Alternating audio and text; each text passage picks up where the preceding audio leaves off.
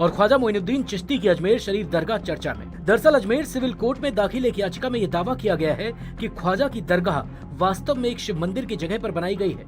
इस बाबत Ajmer civil court में सुनवाई से पहले दरगाह पक्ष ने परंपरा, संस्कृति और 800 वर्षों के अपने इतिहास की दुहाई दी है। लेकिन याचिका दाखिल करने वाले संगठन हिंदू सेना का दावा है कि दरगाह का बुलंद दरवाजा, दरगाह की ऊपरी बनावट और वहां मौजूद दूसरी कई निशानियां इस बात की तरफ इशारा कर रही हैं कि दरगाह के अंदर महादेव मंदिर विद्यमान है। बता दें कि ख्वाजा मोइनुद्दीन चिश्ती एक प्रसिद्ध सूफी संत थे और उनके अजमेर शरीफ दरगाह सिर्फ भारत ही नहीं बल्कि दुनिया भर में प्रसिद्ध है। खास बात ये कि आम से खास तक सभी धर्मों के लोग दरगाह शरीफ की जियारत के लिए यहाँ आते हैं, चाहे वो उद्योगपति हो या नेता या फिर अभिनेता।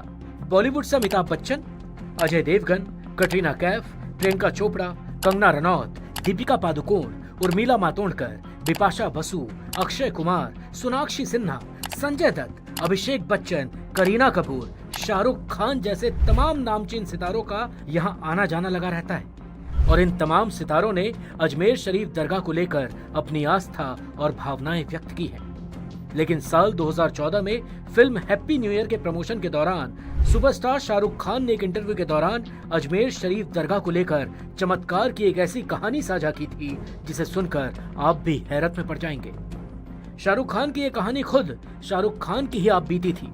बकौल शाहरुख खान ये बात उन दिनों की है जब शाहरुख स्टार नहीं थे बल्कि फिल्मों में जगह बनाने के लिए संघर्ष कर रहे थे।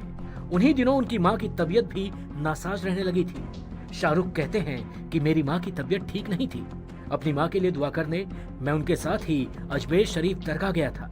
मेरी अम्मी ने सारे पैसे संभाल कर रखने के लिए मुझे दे दिए थे। कुल 5,000 रुपए थे, लेकिन पता नहीं कब कैसे वो 5,000 रुपए मेरी जेब से चोरी हो गए या गिर गए, मुझे पता नहीं चला। रिवायत के मुताबिक हम मन्नत मांगने के लिए चादर चढ़ाते हैं। जब हम चादर लेकर चढ़ाने के लिए जा रहे थे तब अचानक जब जेब पर मेरा हाथ गया तो मुझे पता चला कि मेरा पर्स गायब है।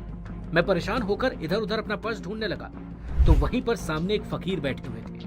उन्होंने अचानक मेरी तरफ देखकर कहा कि कुछ गुम गया है क्या? मैंने कहा जी। फिर फकीर ने कहा 5,000 रुपए गुमे हैं क्या? शाहरुख ने आगे बताया, मैं हैरत में पड़ गया कि इस फकीर को कैसे मालूम कि मेरे 5,000 गुम हो गए हैं। मैं परेशान था, समझ नहीं पा रहा था। तब वो फकीर बोले कि यहाँ आया है तो दर से खाली हाथ नहीं जाएगा। 5,000 गवाए हैं, 500 करोड़ कमाएगा। शाहरुख आगे कहते हैं कि उस अजनबी फकीर बाबा की भविष्यवाणी सच होने के बाद उन्होंने कई बार उस बाबा की तलाश की, लेकिन दोबारा वो उन्हें फिर कभी नहीं मिले।